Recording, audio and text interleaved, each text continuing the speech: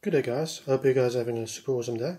So this is just a normal Zenith lock that was used to lock our trusty garage. As you can see, it unlocks very easily and it locks. And I was starting to distrust it. So let's take this key and lock it there. So this key here is a key of a total different lock, and voila, it opens it. But what was even worse, I'm going to toss that key there. As you can see,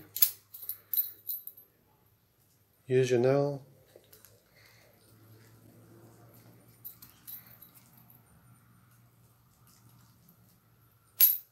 and it unlocks.